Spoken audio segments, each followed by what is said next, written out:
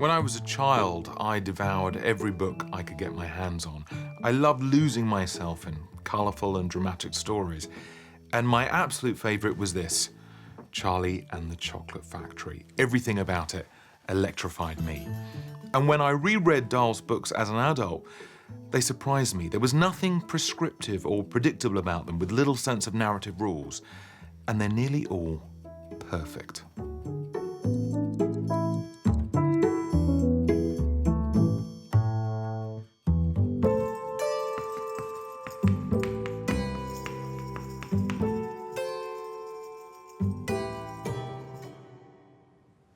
Boy pie might be better than bird pie, he went on, grinning horribly.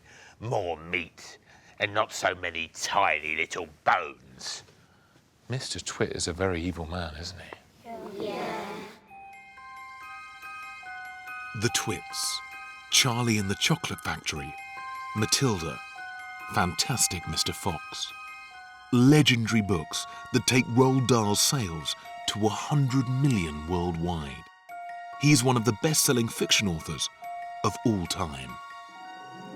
I think Dahl is possibly the first modern children's author.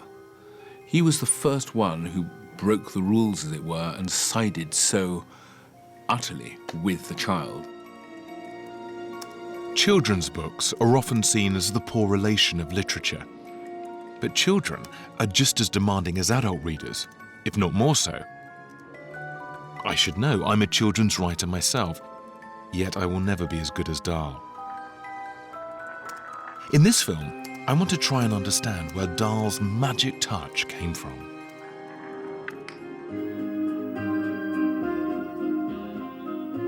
When I was growing up in the 1970s and 80s, Dahl was a regular on television. As a child, I was quite scared of him.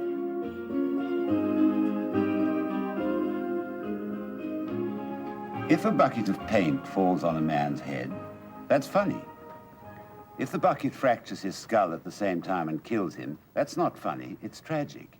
He was unfeasibly tall and bald and dressed like a mad professor. He came across like an eccentric and cantankerous uncle. He was an outsider who sat alone all day, dreaming up wicked stories. His persona was so strong that people even parodied him. By the end of his life, it was like he'd become one of his characters. He was tall, he was distinguished, he was marvellous to look at, a marvellous-looking man. Rather like the North Pole, or whatever it is that attracts the solar wind from the sun. He would magnetise you and then in some way rebuff you at the same time. So he wasn't the sort of person who you'd run up and throw your arms around. I wouldn't, anyway. I would have liked to. I've come to his home in Buckinghamshire, where he spent 30 years writing stories for both children and adults. His widow, Sophie Dahl, still lives at the house.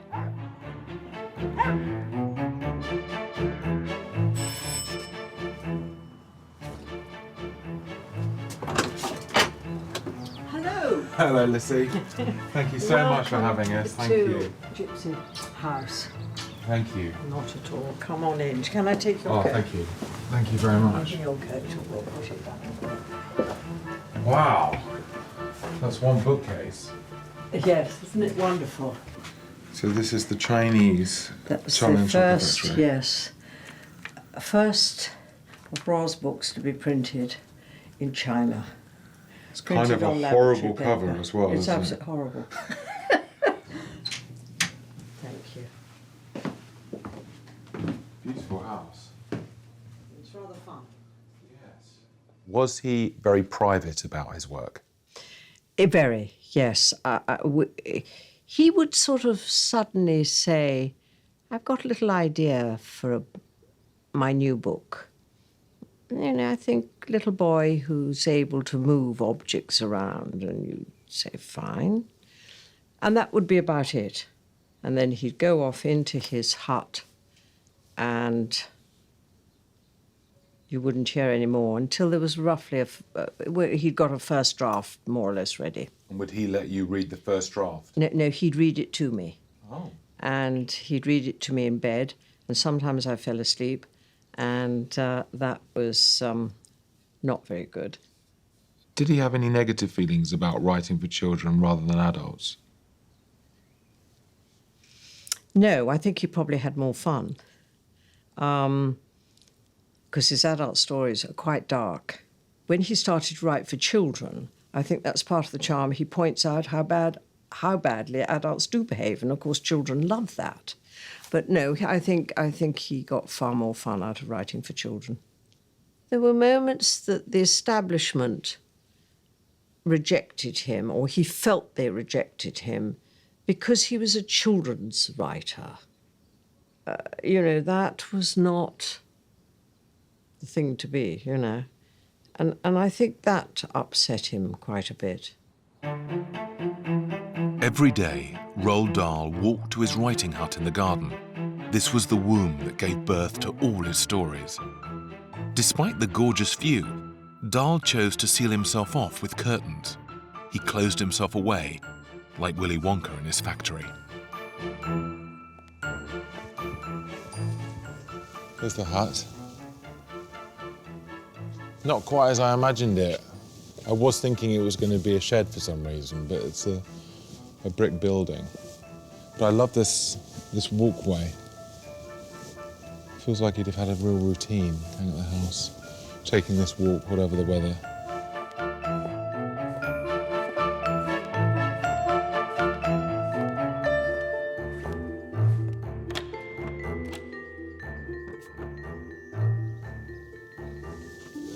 It's quite a long way from the house as well.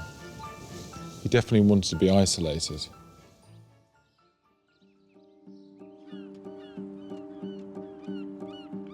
To better understand where Dahl's extraordinary imagination came from, I've come to Cardiff, which was one of Britain's largest ports in the early 20th century. Through its maritime trading with Norway, it became home to a large Norwegian community, including Dahl's parents. Born in 1916, Dahl's childhood was overshadowed by tragedy. At just 3 years old, he lost both his elder sister and his father to illness. He formed a very close relationship with his mother.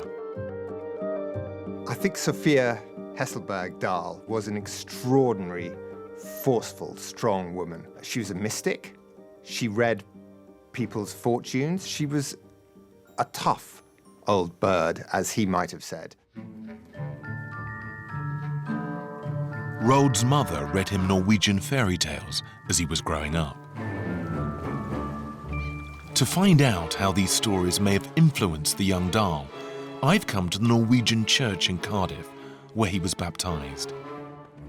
I'm meeting with Giles Abbott, an expert in storytelling with an interest in Norwegian myths. So, Giles, what's distinctive about Norwegian fairy tales? They have a very distinctive context. The isolated snowbound land and mountainous land of Norway.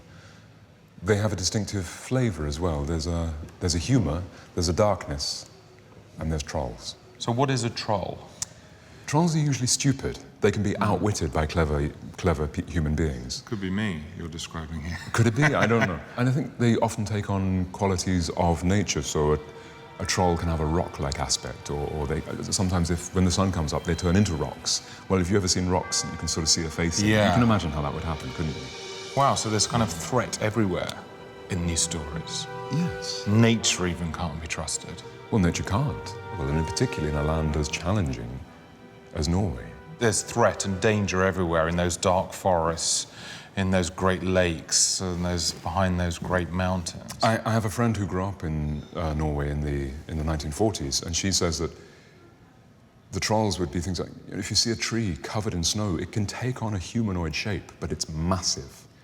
And she also said that whenever her family met with other branches of their family, the first thing they would do is they would sit down and the older people would tell troll stories to the children. Yeah, you can imagine like the young Dahl asking for the most macabre stories and asking his mother to hear them over and over again.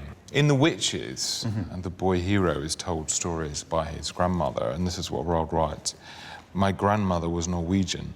The Norwegians know all about witches, for Norway, with its black forests and icy mountains, is where the first witches came from. Oh, what a lovely. It's fantastic, but amazing that he connects Norway, And the landscape. yeah, to witches, to horrifying things.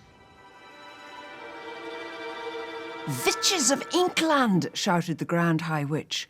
She herself, I noticed, had not taken off either her wig or her gloves or her shoes. Witches of Inkland, she yelled. The audience stirred uneasily and sat up straighter in their chairs. Miserable witches, she yelled. Useless, lazy witches. Feeble, fribbling witches. You are a heap of idle, good-for-nothing worms. Dahl's widowed mother took him to the mountains and fjords of Norway every summer. Decades later, as he settled in Buckinghamshire, nature was still important to him.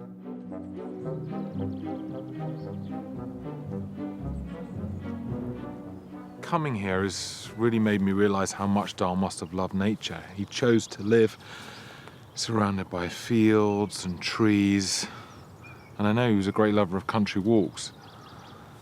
It really gives you time to think. For me, I like to think when I'm swimming, but he probably loved to think while he was walking across these fields. Dahl's Norwegian background also made him an outsider, with an outsider's ability to see the world differently. His first children's book came from him sitting in his hut and thinking, why do fruit stop growing? You know, why don't they just go on growing and getting bigger and bigger and bigger? And he didn't feel that science provided all the answers. I mean, science provided some of the answers, but his mind was always open to the idea that we don't know that trees aren't screaming when you cut, you know, when you saw a branch off. We don't know that grass doesn't feel pain when you mow the lawn. He was always looking beyond the surface for something, and so magic very, very quickly came into his life. It is a sign of the master. He sets a rule. It's his world. Everything that happens the way he says it's going to happen, and you don't argue with it. You go with it. You know, wherever that peach goes, however high it flies, even when it ends up spiked on top of the Empire State Building, it's there because he says it's there. And that is the pleasure of reading the books. You never question Dahl. You just go with him. Every year at Dahl's old school, the Cathedral School in Llandaff, Cardiff, the children bring to life one of Dahl's stories that subverts the laws of nature. Golden Gloss shampoo? Yes. Toothpaste? Yes. Super foam shaving foam? Yes. A vitamin In George's Marvellous Medicine, George is fed up with his grumpy grandmother and thinks he can cure her with his own special medicine. Mary seeds? Yes. The original ingredients are so disgusting and foul, we've made a few substitutions. Horseradish sauce? Yes. Okay, let's do it. You find the engine oil, pour a little bit in. No, that's good, pour it all in. What should we go with next? Let's all grind up these horse pills. Well done. You just smash them in the bowls. That's right, just give them a good old smash. More. Let's give it a stir. Okay, would you eat that? Maybe not. Come on. Big bow. Where's it gone? Wow, looks lovely, doesn't it? Next, I think, is curry powder. Shall I try it? Shall I see what it tastes like? Shall I? No? It's more fun than normal lessons, isn't it? George stood in his bedroom, gazing at the shambles. There was a big hole in the floor and another in the ceiling, and sticking up like a post between the two was the middle part of Grandma. Her legs were in the room below, her head in the attic. "I'm still going," came the old screechy voice from up above. "Give me another dose, my boy, and let's go through the roof." "No, Grandma, no," George called back. "You're busting up the whole house." "To heck with the house," she shouted. "I want some fresh air. I haven't been outside for 20 years. With a hay on now and up we go," she shouted. "Just watch me grow." Imagine if the headmaster did actually eat it. He probably won't. If we put it in his coffee, he probably would. However wacky the inventions, however ridiculous the events, all Dahl's stories are believable. They may not be realistic, but they are believable. Dahl has this amazing understanding of what makes kids tick, so he can create worlds that they believe in. He has the most extraordinary ability to see the world as he did when he was a child.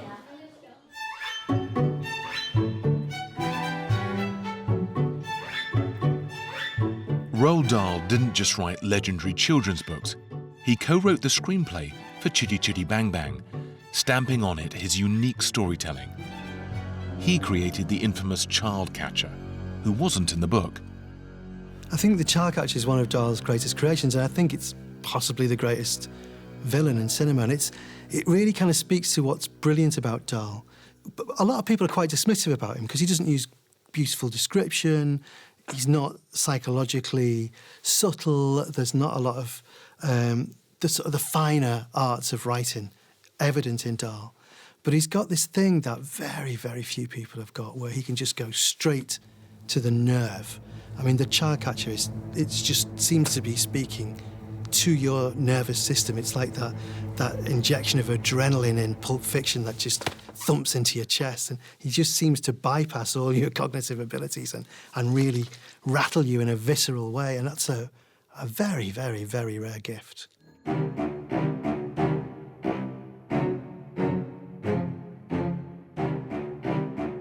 Dahl's fascination with extreme characters can be seen right from his years at school. On Llandaff High Street, Dahl visited his local sweet shop. In his autobiography, he recalled it as being owned by a Mrs. Pratchett. Today, it's a Chinese takeaway.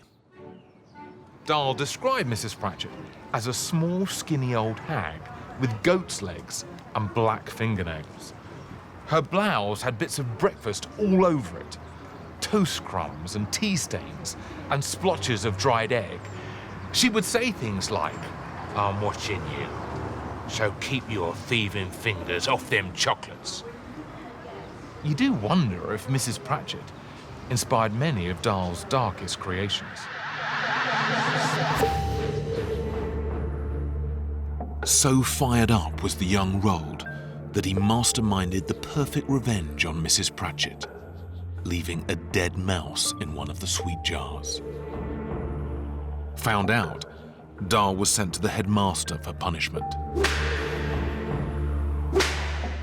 Dahl remembered. It felt, I promise you, as though someone had laid a red-hot poker against my flesh and was pressing down on it hard. But despite these experiences, he never lost his anarchic spirit. This is a letter Dahl wrote to his mother in 1930 when he was 13. You seem to have been doing a lot of painting, but when you paint the loo, don't paint the seat, leaving it wet and sticky, or some unfortunate person who has not noticed it will adhere to it, and unless his bottom is cut off, unless he chooses to go about with the seat sticking behind him always, he will be doomed to stay where he is and do nothing but shit for the rest of his life. Now already you can see Dahl is inviting the reader into the world of his dark and surreal humour. It's really, really fascinating that he kind of gets an idea and he runs with it. He's visualising it already. He's visualising someone with a seat stuck to their arse. It's funny. Quite inappropriate, really, for a letter to your mother, aged 13, especially the use of the word shit in 1930, but this is the birth of a genius. Everything I heard from people who remembered the Dahl household leads me to think that it was a pretty chaotic, riotous place. I mean, his school friends said to me, gosh, you know, to go and stay at the Dahls, it was like staying in a madhouse. Some of them found it quite shocking because all the kids swore like troopers, and Sophia Magdalena didn't seem to give a damn. And I think that was very important to him because he was used to a home environment that had no rules, and he really he really kicked against rules, anybody telling him what to do most of his life. I think it's not to put too fine a point upon it. He hated school. I think he really, really had a bad time there. Adults are like, you have to do this, you have to do that. Yeah. Matilda, one of his last books, is a story of a brilliant child, her beastly parents, and nasty headmistress, Miss Trunchbull. What's she look like? Nasty little worm, I'll be bound. I have discovered, Miss Honey, during my long career as a teacher, that a bad girl is a far more dangerous creature than a bad boy. What's more, they're much harder to squash. Squashing a bad girl is like trying to squash a bluebottle. You bang down on it, and the darn thing is there. Nasty, dirty things little girls are. Glad I never was one. So that's Miss Trunchbull, and she's got to be the most evil teacher in the world. Yeah. Roald Dahl was physically and mentally hurt by the way in which he was treated at school. There's no question of it, that you can see in the way he writes about beatings and so on. So he's poured all this into Miss Trunchbull, and then by exaggerating it, in a way, you make it safe. As it is psychologically from his point of view. If you exaggerate something, you end up laughing at it. Dahl's extreme characters have been brought to life through the illustrations of Quentin Blake.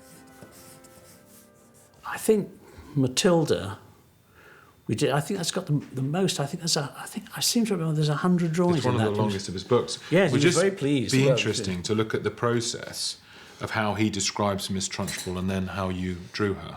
Yes. She's one of your most sympathetic characters, isn't Yes, she? that's right. No, I'm very close to her. Yes. She was above all a most formidable female. She had once been a famous athlete, and even now the muscles were still clearly in evidence.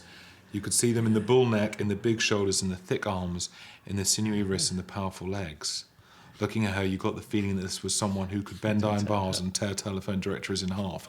This was another moment where we changed it a bit, or where Roald changed it, because he when he described her, she was like a, I think she had a collar and tie, and I did a slight moustache, but I'm not sure whether that was in the text or whether I made that up. I didn't think you'd be that cruel, Quentin. I think that must have been wrong. Well, he brought out another side in me, so, and so that the presentation was very masculine, and I think that when we saw this, Rod said, "No, she's got to be terrible, but has got to be a woman." So we get, yes, that's right. We gave her that she actually does have a feminine hairstyle. I mean, a female hairstyle, and then Rod found a photograph of someone wearing the sort of costume that she is wearing, with this rather. I invented that nasty buckle on the belt, actually, which is sort of. It kind of contains it, doesn't it? Really? Yes, that's right. And then. Because she's sort of bursting out, even if. Yes, that's right. Yes, and then the cuffs and the. Great big hands. Is it more fun drawing the kind of monstrous characters or the sort of larger-than-life characters than the kids? It's different. Yeah, I mean, you need that roughage in your diet, I think, really. It's interesting. You can modify the dose, as it were. They are caricatures, frightening caricatures. But they're slightly less frightening because they're caricatures, in a way. Is it hard selecting which bits to illustrate, or is it very natural on your first read? No, it takes quite a lot of thought. I think Right. I think it's an important bit of the job, actually. I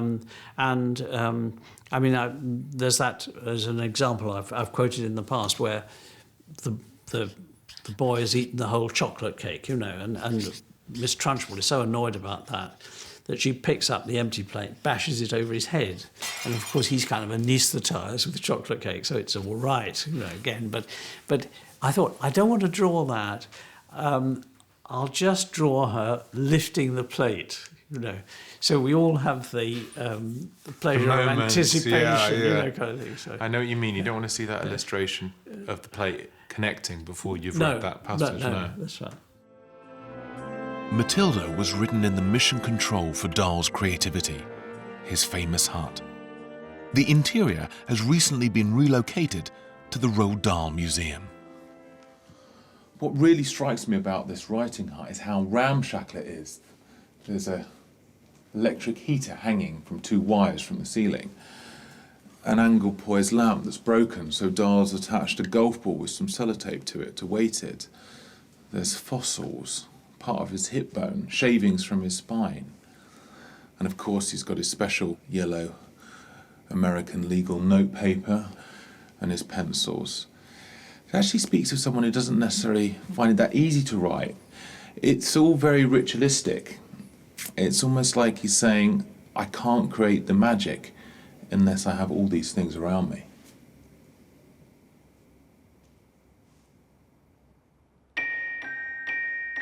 Dahl wrote to a daily schedule, gambling on horses in the afternoon. But in his hut, he was a disciplined, great craftsman. The simplest stories can be the hardest to write, and Dahl's books could take many drafts. Charlie and the Chocolate Factory, one of Dahl's first books, took 2 years to write. It's like treasure, isn't it? I know. And as you can see, it was originally called Charlie's Chocolate Boy. And Well, I think totally he was right to change the title, wasn't he? Well, you changed the whole plot as well, so... So is it very different from in this? Yeah, Yes, very, very different. So how do the drafts change, over time? Well, in this version, there are 10 children. And then in the next draft, it goes down to 7. And then in the final published version, there are just 5 children, including Charlie. You like this one? So this is technically the 3rd draft. Okay. And you can see it's down to 7 children. Yes, and he lists them all out. Charlie Bucket, a nice boy, Augustus Gloop, a greedy boy, Marvin Prune, a conceited boy, Herpes Trout, television crazy boy. Now, he changed the name from Herpes. Yes. I think quite sensibly, as it's a children's story. So how radical was this book at the time? Well, it was totally different from anything that anybody else had ever written and that the reading public had ever seen before. The themes were considered too adult for children, but the fact that the main characters are children ruled it out as an adult book, an obvious adult book. And also just the way his writing style, it can just seem terribly rude and shocking when if you come across it. It's very blunt, isn't it? Yes, the way all the children just keep disappearing, and where they've gone to is never explained. That's the bit I love the most. Well, actually, you think you see them at the end, sort of, they're all sort of misshapen, and then they sort of, they come back into the factory. But I think as it happens, you do think they've all been killed, which is why children like it so much, of course, and that's why a publisher's going to be scared initially. Yes. This is as it was published, apart from a last-minute change when Roald Dahl goes through all the manuscript, typescript, and he crosses out all these whipple scrumpets. Whipple scrumpets become Oompa Loompas. And they were so nearly whipple scrumpets. Yeah, that's so much better. That's interesting, isn't it? But also, just when you think minute. exactly, but he was still on the case, still thinking of improvements. How he can make it better, yeah. Even when he was, ostensibly satisfied. Yeah, it's great, isn't it? The fact he's just crossed it out and written Oompa Loompas. I know. Can you he just imagine obviously was Christopher just sitting in his house and goes, Oompa Loompas. Finally. But it's great he got there before the book was published, because sometimes, having written a few children's books, you sometimes deliver them and then you go, I should have done that. I know. And it's too late. Not only did Dahl have difficulty in publishing Charlie and the Chocolate Factory, but when it came out in the early 1960s, many librarians refused to stock it, thinking it crude and unsophisticated. I love chocolate. I could have some right now, like 5 bars of chocolate right now. The squirrels pulled Veruca to the ground and started carrying her across the floor. My goodness, she is a bad nut after all, said Mr. Wonka. Her head must have sounded quite hollow. Veruca kicked and screamed, but it was no use. The tiny, strong paws held her tightly, and she couldn't escape. Where are they taking her? Shrieked Mrs. Salt. She's going where all the other bad nuts go, said Mr. Willy Wonka. Down the rubbish chute. Do you think that's cruel, that Veruca gets put down the rubbish chute? Yeah. But she's a bad child, isn't she? Yeah, but she's not a nut. She's not a nut. She's not a nut. No, she's not.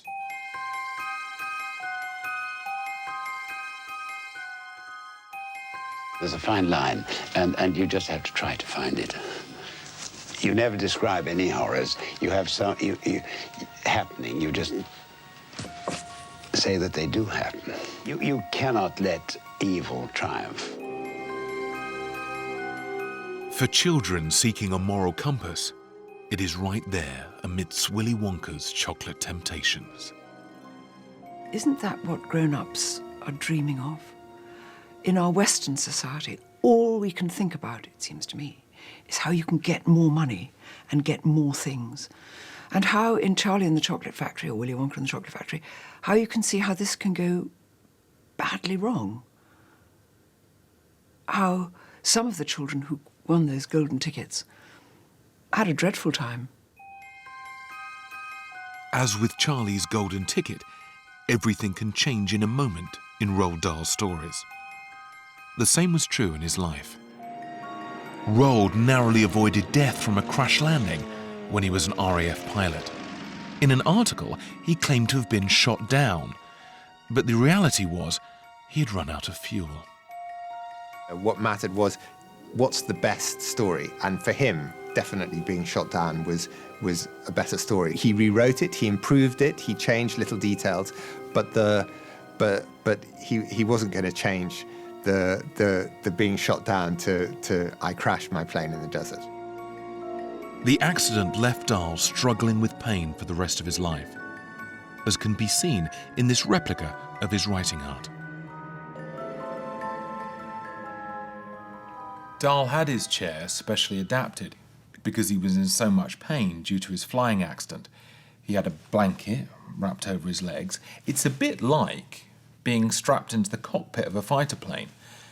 Maybe Dahl was flying away like Charlie in the Great Glass Elevator, flying away from tragedy and flying into his imagination. Dahl's son Theo would also have a near-death accident. In response, the ever-creative Dahl co-invented a device, this valve, which has since saved thousands of lives of sick children. Within a few years of his son's accident, Dahl was creating the bizarre machines in Willy Wonka's factory. Theo survived, but then at 7 years of age, his daughter Olivia caught measles. Dahl's handwritten account of the doctor's struggle to save her was found after his death in a drawer in his hut. Called Philip Evans, he called the hospital. Called me back. Shall I come? Yes, please. I said I'd tell hospital he was coming. I called. Doc thought I was Evans. He said, I'm afraid she's worse. I got in car, drove to hospital, walked in. 2 doctors advanced on me from waiting room. How bad is she? I'm afraid it's too late. I went into the room. Sheet was over her. Doctor said to nurse, go out. Leave him alone. I kissed her. She was warm. I went out. She's warm, I said to the doctor in the hall. Why is she warm? Of course, he said. I left. That's a really harrowing account, isn't it?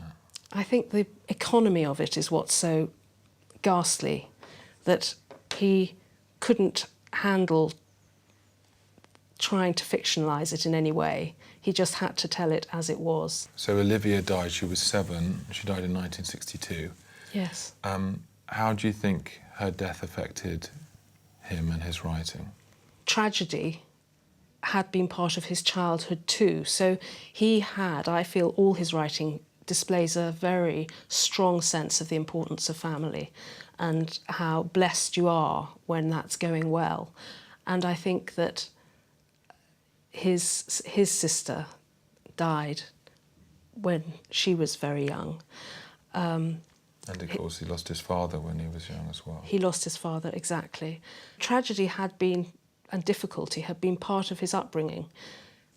He knew bad things happened, and he could countenance in fiction them happening to bad people. He thought the world wasn't a fair place, so the books themselves perhaps occupied more of a moral universe than they would have done if he hadn't had those tragedies, because he thought, why should awful people get away with things?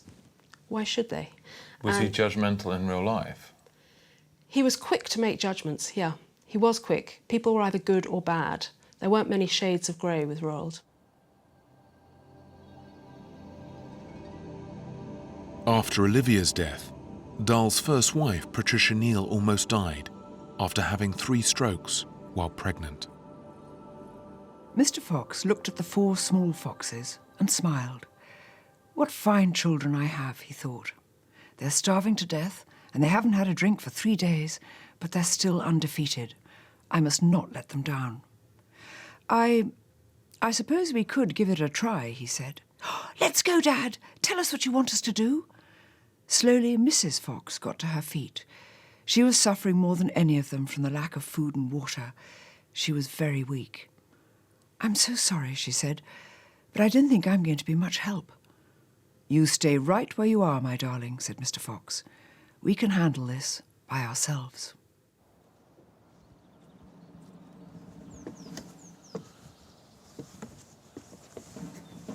Dahl the patriarch led his family through this terribly tragic time.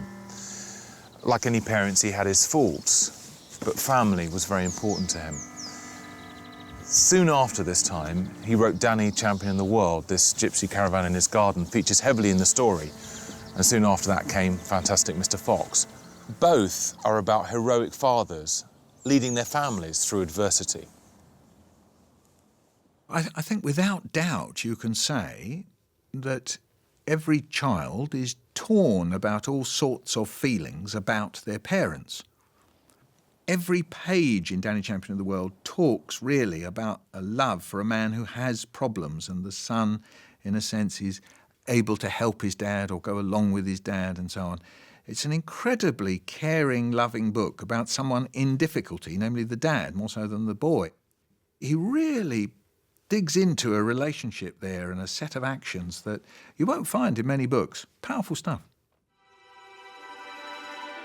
Dahl's books resonate with their emotive and moral worlds, and they are always, always wickedly funny.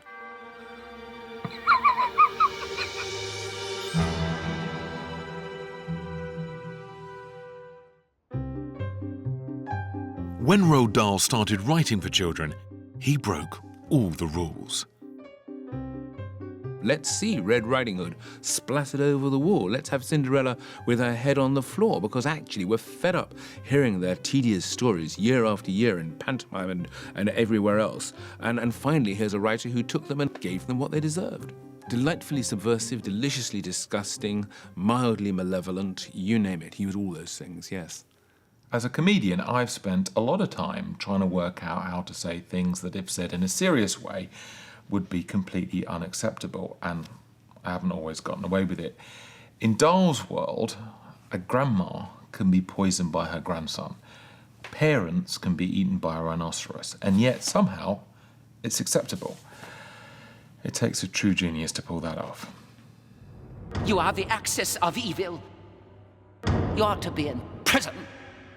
You are a rotting lump of pure rot.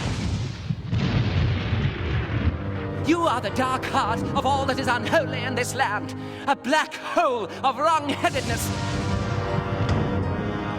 Dahl's book Matilda, about a spirited girl facing the evil headmistress, Miss Trunchbull, has now been adapted as an award-winning West End musical by musician Tim Minchin and writer Dennis Kelly. The school of late has started reeking. Quiet, maggots, when I'm speaking. Reeking with a most disturbing scent. Only the finest nostrils smell it, but I know it oh too well. It is the odour of rebellion, it's the bouquet of dissent. And you may bet your britches this headmistress finds this foul odoriferousness wholly olfactorily insulting.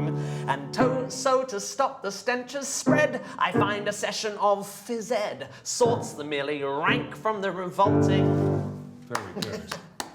That is fantastic, and that does seem like pure Dahl. What do you think are the key ingredients to a Dahl story?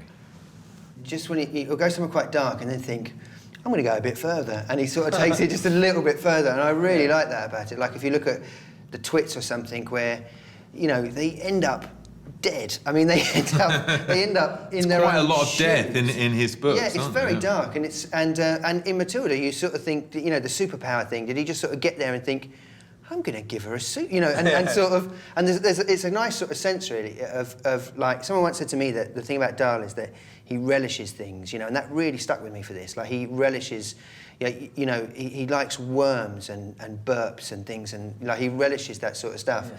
And in a way, you do as a kid as well, don't you? You like that sort of stuff, you know. And that's, for me, lyrically and even musically, this sort of idea of living in this onomatopoeic world where everything rustles and shrivels and scribbles and squaggles, you know, like that's what it was for me.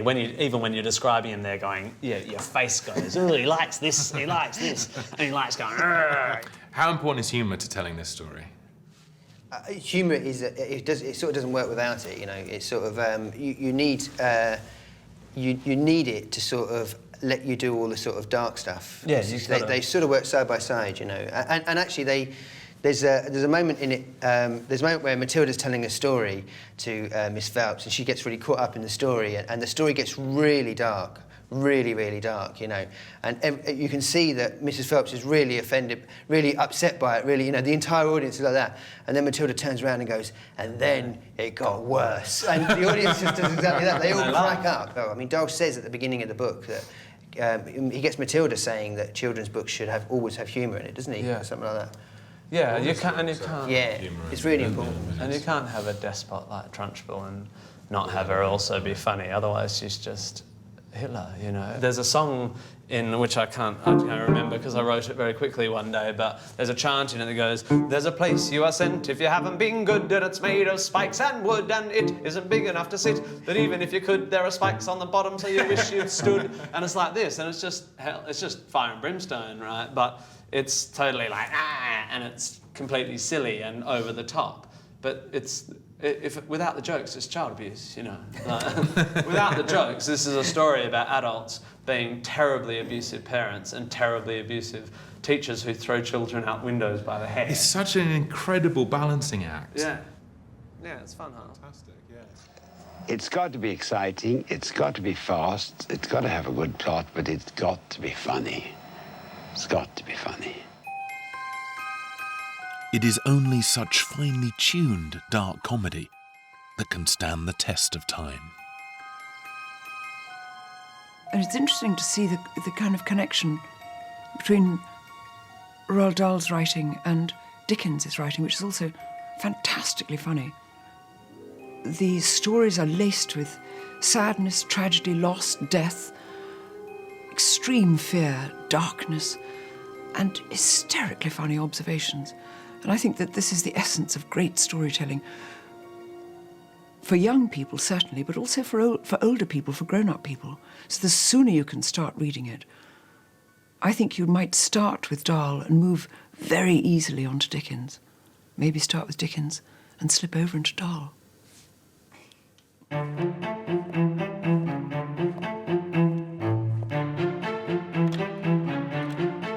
It is easy to underestimate the challenge of writing for children.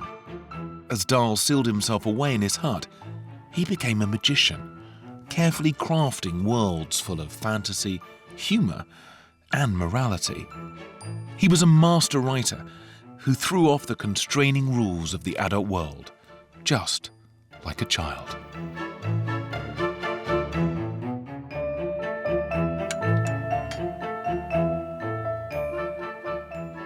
And I think there are two types of people on this planet, two types of adult.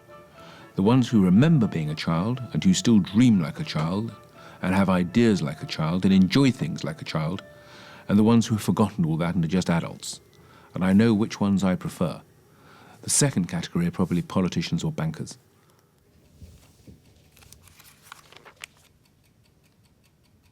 Children love to daydream, and sometimes adults do too. Who hasn't thought about running wild and defying rules and authority?